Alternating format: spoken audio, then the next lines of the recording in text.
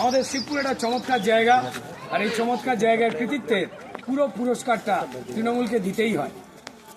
দেখুন কি সুন্দর নন্দন কানন বানিয়েছে।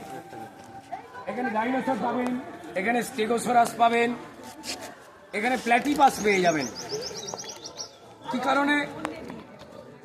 সেই চিড়িয়াখানা কে বলেছে আলিপুরজু যেতে হবে?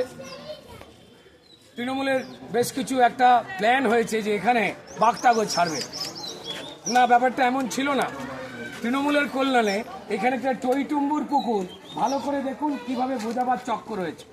একটু ভালো করে ক্যামেরাটা ঘুরিয়ে ডান দিক বাঁদিকে দেখুন, বড় করে দেখান।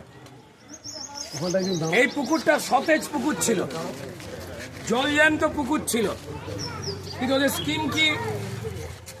পুকুরের সামনে ময়লা ফেলো, ড্রেনের জল ফেলো, পুকুরে মশা হবে, যাতে এলাকার লোক বলতে পারে, বলে ফেলে যে পুকুরে মশা হচ্ছে, পুকুরের জল পচে গেছে।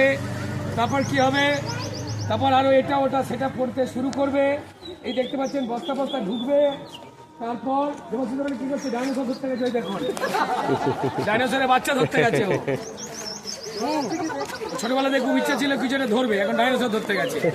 এইভাবে হাওড়াতে একাধিক পুকুর, একাধিক জলাশয় বুঝিয়ে সেটাকে প্রমোটিং করবার ধান্দায়, মাল কামাবার ধান্দাতে ঠিক এই একই কাজ চলে গেছে। কিন্তু সে গুড়ে বালি।